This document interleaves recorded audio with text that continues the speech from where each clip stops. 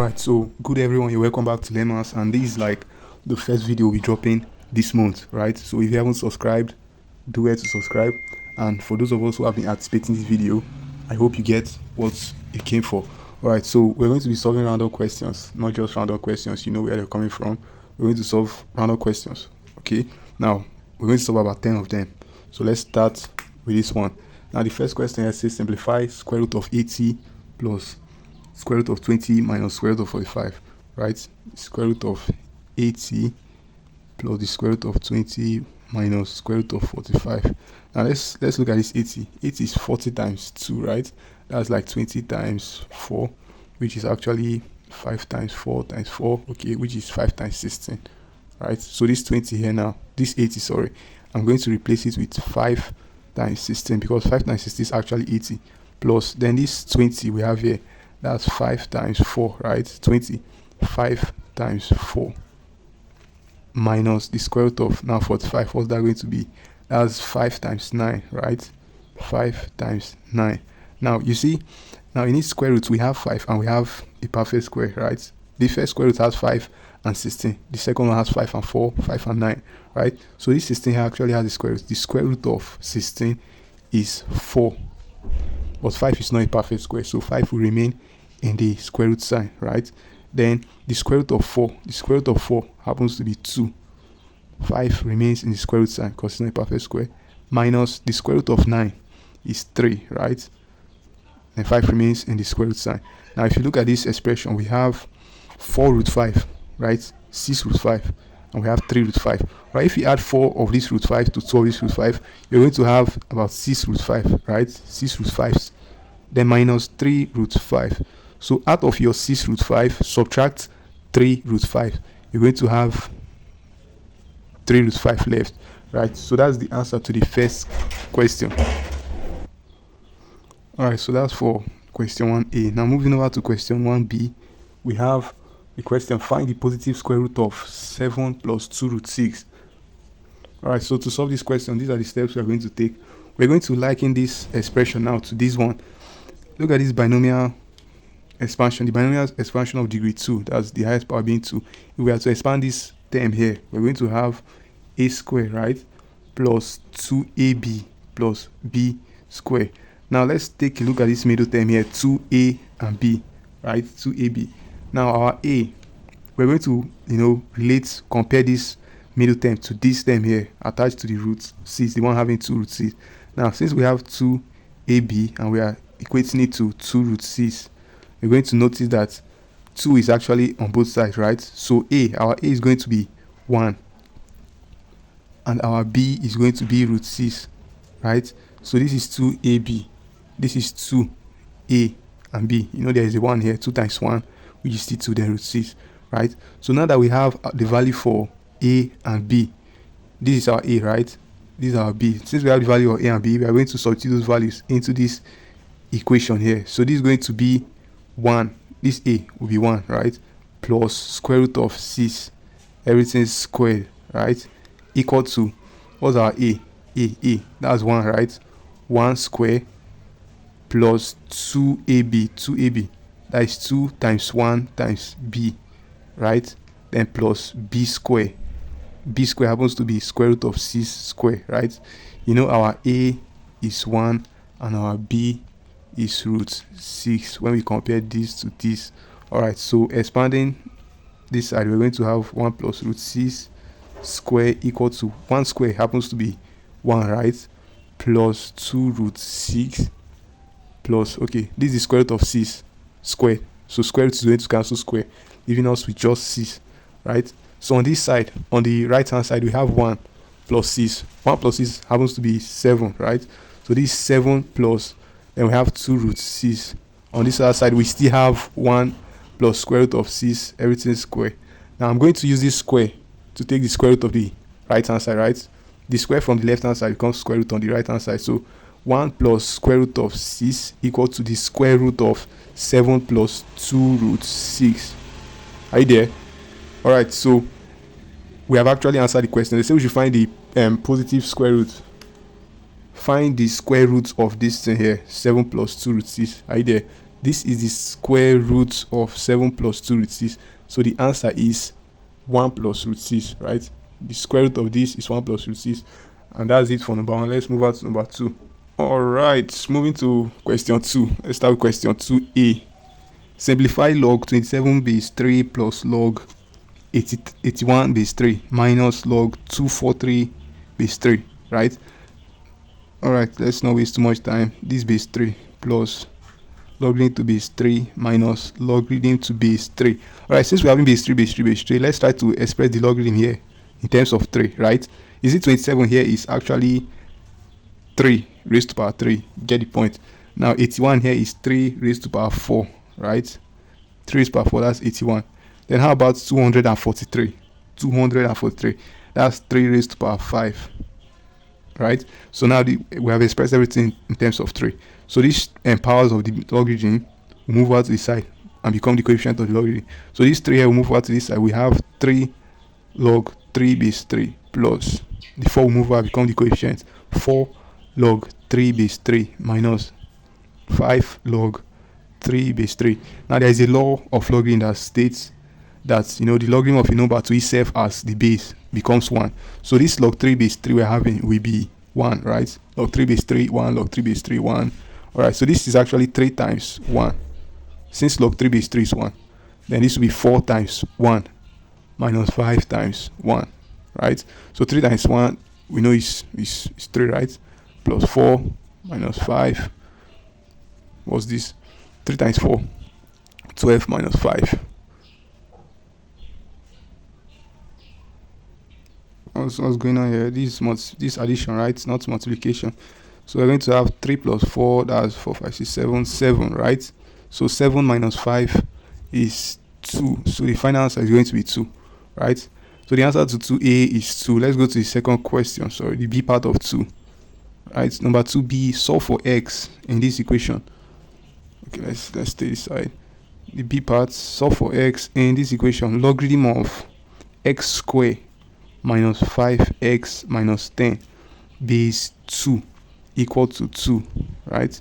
Now this is what I'm going to do. This is the step we're going to take. We're going to try to convert this from logarithmic form to indices form, right? To indicial form. Now how we're going to achieve that is by sending the base of the logarithm to the other side, right? So if we send this base of 2 now to the other side of the equation, this is what we are going to have, right? We're going to have x squared minus 5x minus 10 equal to, now this 2 is going to come to this side and have this one become its power. This other 2 here becomes the power of these 2, right? So if we have something like 3 here, it's going to come here and become 3 raised to power 2, right? But since we have it 2, this will be 2 raised to power 2, which is 4, right? So this is going to be x squared minus 5x minus 10. This 2 raised to power 2 will become 4, right? Then that 4 moving over to this side becomes negative 4 equal to, there is nothing left on the right hand side. So we have arrived at the quadratic equation. X squared minus 5x minus 14 equal to 0, right? So let's see if we can factorize this quadratic equation. Now to factorize this is what we'll do. The coefficient of x squared happens to be 1, right? It's unity. So negative 14 times 1 is negative 14, right? And the middle term here happens to be negative 5. The coefficient of the middle term, right, happens to be negative 5. Negative 5. So we are going to look for two numbers that when we multiply, they give us negative 14, right? Two numbers that you multiply to get 14, but you sum them up or you add them up to get minus 5. And now those two numbers are, let's see, 7 times 2 is 14, right? But minus 7 times 2 is minus 14. And minus 7 plus 2 is minus 5, right? Yes, so minus 7 times 2, we multiply these two terms, these two numbers to get negative 14, but we add up these two numbers to get negative 5. So minus 7 times 2, minus 14, minus 7 plus 2, minus 5. So let's replace the middle term with these two numbers we've gotten, right? So this is going to be x squared minus 7x, that's the minus 7 there. Then plus 2x, that's the 2, right? We're replacing the middle term with these two numbers. You just look for them and do the substitution. Minus 14 equal to 0, right? So now let's factorize these 4 terms. We now have 1, 2, 3, 4 terms. So we factorize these 2, factorize the other 2, right? So this is going to be x squared, right, minus 7. If we factor out x from this, you'll be left with x minus 7, right? Then from here, we're going to factor out 2, positive 2, leaving us with x and minus 7, right? 2 times x, that's 2x to 14, okay, equal to 0. Now this is x, this is plus 2. These are the two terms that are not included in the brackets, right? They are outside bracket. So let's enclose these two terms in their very own bracket. So this will be x plus 2. And these two terms, of course, you know they must be the same. Whenever you're factorizing and they happens to be different, there's an error somewhere, right? Either you made a mistake or the quadratic equation cannot be factorized. So whenever you factorize, make sure the two brackets are similar. So you just take one, right? So this x minus 7 equal to 0. Now this first bracket, we're going to equate to 0. X plus 2 is equal to 0. And x minus 7 is equal to 0 as well. So x is going to be equal to negative 2. X is going to be equal to 7, right? So what's that question? Solve for x. We have two values for x. Negative 2 and 7, right? So that will be it for question number 2. Let's go to number 3. All right, so question number 3a. Question number 3a is saying that we should find the remainder when this polynomial is divided by x plus 3, right? When this polynomial x raised to power 3 plus 2, okay, plus x raised to power 2 plus x minus 2 is divided by x plus 3. All right, so this is what I'm going to take. Okay, there are about 2 methods to solve this kind of question, but let's use this one. Now the divisor here, that's the term dividing the polynomial, is x plus 3, right? X plus 3. Now I'm going to equate this term that is dividing the polynomial to 0. I'm going to equate it to 0. Then the value for x is going to be negative 3, right there. Now if I've gotten the value of x to be negative 3, how do I get the remainder? How is this going to help? It's going to help by substituting this value for x in the polynomial. That's x raised to power 3, right? Plus x raised to power what? 2, right there. X raised to power 2 plus x minus 2. Everything will be equal to the remainder we are looking for. Okay, it will be equal to the remainder if we substitute this value for x with the minus 3 we have gotten, right? So this is minus 3 instead of x. We are substituting x with minus 3, right? So negative 3 raised to power 3. That's negative 3 times negative 3, positive 9. Positive 9 times negative 3, that is negative 27. So we have negative 27 here, plus negative 3 square. Negative 3 is power 2, that's positive 9, right? Then plus minus 3, that's minus 3 minus 2 finally. All these, if you sum them up, you get the remainder we are looking for. All right, so 27, okay, negative 27 plus 9 minus 3 minus 2. Use your calculator to punch that and you're getting negative 23, right? Negative 23. So that's the remainder. Negative 23. Now going to the B part of the question. Going to the B part of number 3. What question do we have there? All right. Okay, if x minus 1 is a factor of x raised to power 3 minus 7 plus 6, what is the remainder when x raised to power 3 plus 7, okay, minus 7 plus 6 is divided by x minus 1? All right. So now these questions are like the B and the A. They are, similar. This is what I'm going to do again. The divisor there, that's the term dividing the polynomial, is x minus 1, right? I'm going to equate it to 0. Again, x minus 1 equals to 0. So x will be equal to 1. Get the point. All right. So now, the polynomial being divided is x raised to power 3, right? Minus 7x, okay, plus 6 equal to the remainder we are looking for. All right, if this is a factor of this, what is the remainder when this is divided by x minus 1? It's going to be 0, right? Since it's a factor, you see this, x minus 1 is a factor of this, so there is no remainder. You cannot call this a factor of this if it divides this and there happens to be a remainder. So the answer we should be getting is 0. The remainder here should be 0. Okay, let me write remainder. Let me not just assume remainder, right? So we're going to substitute 1 here. Substitute 1 here in place of x. Let's see if we get 0. Because if this is a factor, there should be no remainder, right? 1 raised to power 3, that's 1. Minus 7 times 1, that's 7, plus 6, equal to the remainder we are looking for. There should be no remainder. All right, so 1 minus 7, that's negative 6, plus 6, equal to the remainder we are looking for, which I believe we now know the value for that remainder is 0, right? Because 6 minus 6 is 0. So there is no remainder. From the question, you should know there is no remainder because this is a factor of this. There is no remainder. And that is it for question 3. Let us go to question 4. Alright, so moving to the fourth question, the A part of the fourth question. We have, okay, solve this inequality, right? Solve 10 minus 4, in brackets, x minus 3 greater than 2x minus 2. So let's just solve for x in this inequality. Minus 3 greater than 2x minus 2. Let's start by opening brackets, then we collect like terms. So this will be 10. Normally, this is 10. Minus 4 times x, that's 4x. Then negative 4 times negative 3, that's positive 12, right? Greater than 2x minus 2. Now, let's collect like terms. We keep the x one side and the normal values, constants one side, the other side. Now, this is 10, right? This is 12. This value, negative 2, it doesn't have x attached to it. So let's send it to this side. Over the inequality sign, let's send it to this side. It becomes positive 2, right? So it's negative 2, now it is positive 2. Greater than, this is 2x. Alright, this negative 4 is going to go over to this side and become positive 4x, right? This negative 4x becomes positive 4x on this other side. So 10 plus 12 plus 2, that is a total of 24, right? 24 is greater than 2x plus 4x, 6x, right? 6x. So to get the value for x, we divide both sides by 6. We divide both sides by 6. 24 divided by 6, that's 4, right? That's 4. So 4 is less than x. That's the answer I've got. 4 is less than x, or we can write it as x is, what's this? Okay, 4 is greater than x, rather. Right there, 4 is greater than x. So we can write it as x is less than 4. X is less than 4, right? If 4 is greater than x, it also means that x is smaller than 4, right? So this is the answer. X is less than 4.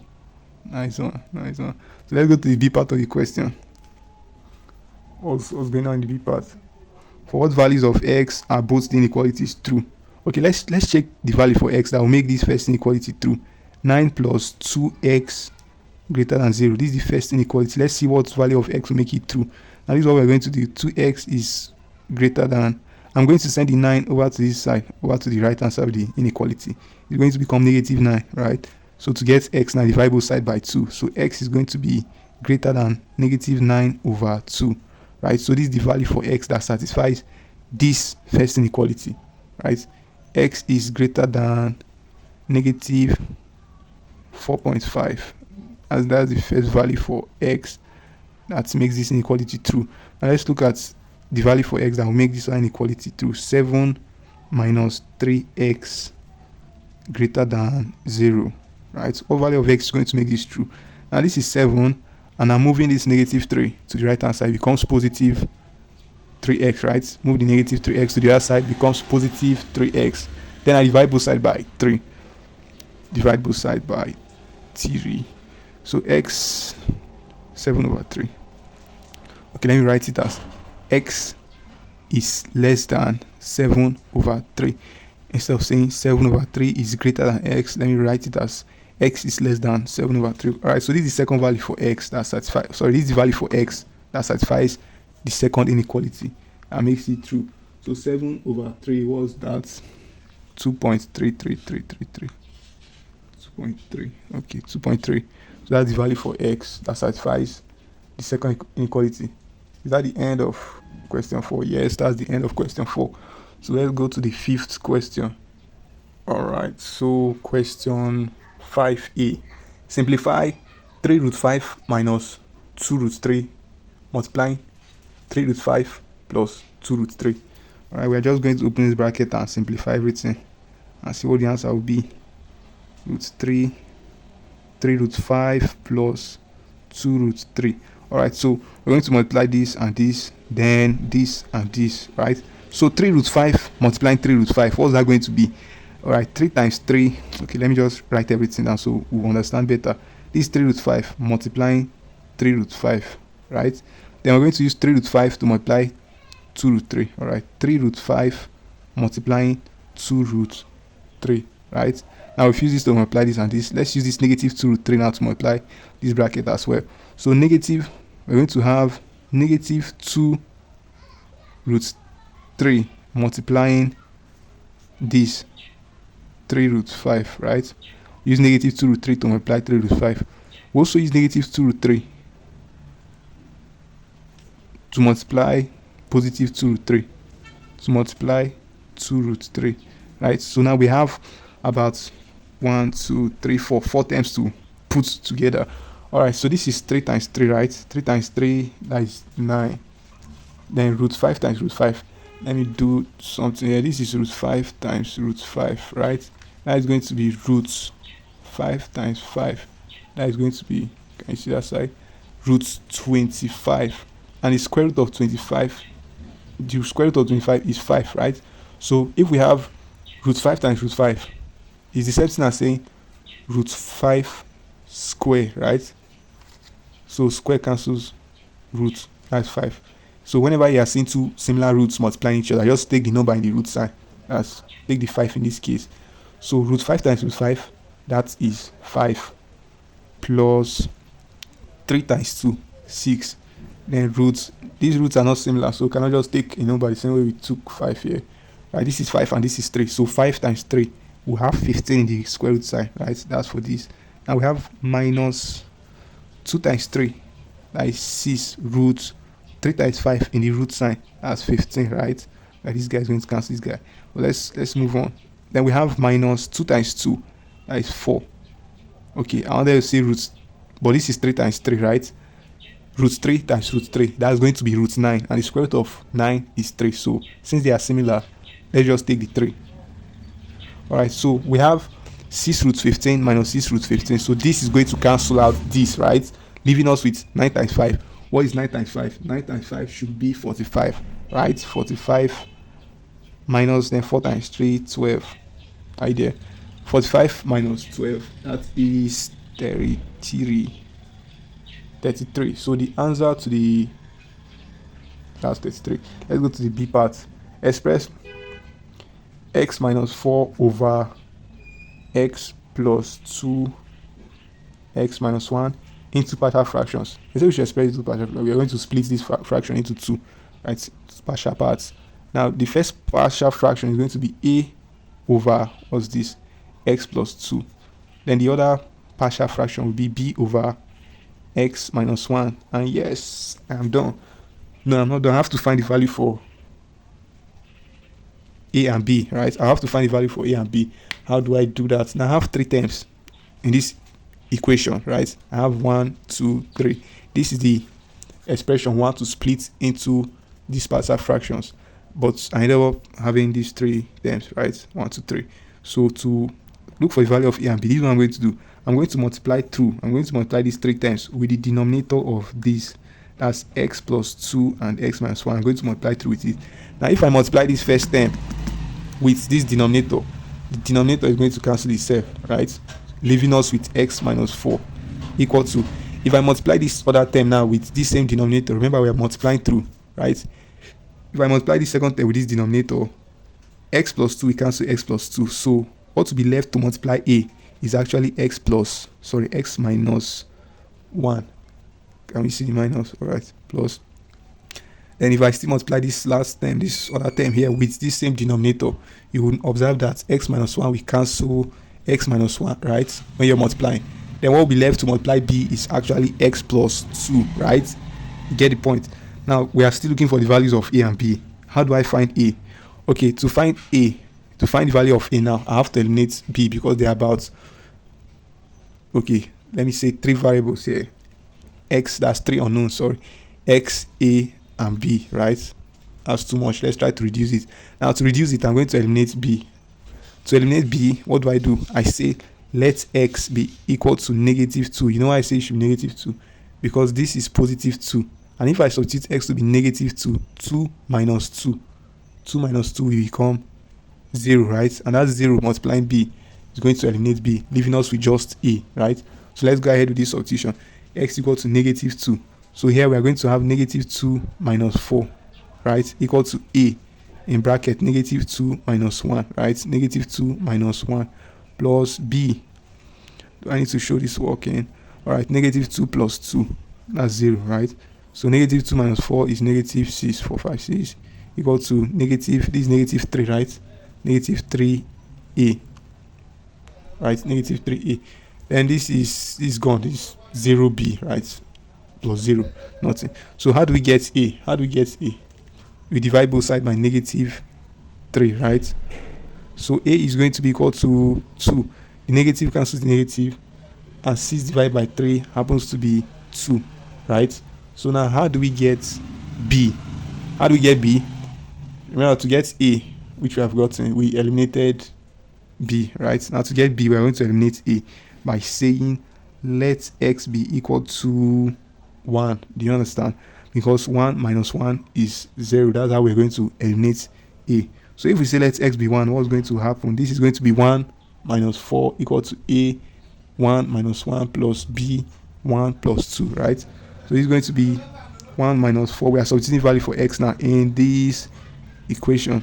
1 minus 4 will be equal to a in brackets 1 minus 1, which is 0, plus b 1 plus 2, right? So at the end of the day, 1 minus 4 as negative 3, right? Equal to, this guy is gone, this guy is gone, b in brackets 1 plus 2, that's 3, right? So how do we get b? We divide both sides by 3, right? So b is going to be equal to negative 1, because negative 3 divided by 3 is negative 1. So now we have gotten the values for a and b. We have gotten the values for a and b. Alright, so since we have gotten the values of a and b, which happens to be 2 and negative 1, how do we answer this question? Here's the question. Express this in partial fraction. How do we answer that question? Now the partial fractions are going to be this. Okay, therefore x minus 4 over x plus 2, x minus 1 can be expressed, okay, can be expressed in partial fractions as 2. That's our a, right? 2 over x plus 2 minus, you know why this is no longer positive, it's now negative, because our b happens to be negative 1. Negative 1 over x minus 1, right? So this is the partial fraction. This is the answer. We have expressed this into partial fraction. We split it into partial fraction. All right, now moving over to the sixth question. Moving on to the sixth question, or we are just going to stop there for this video, right? We're going to stop there for this video. Please do well to subscribe to Learn. Make sure you subscribe to Learn before the end of this day, this 10th July, right? Subscribe before the end of the day, so you get the complete part of the video. You'll be notified when we drop the remaining videos, right? All right, bye.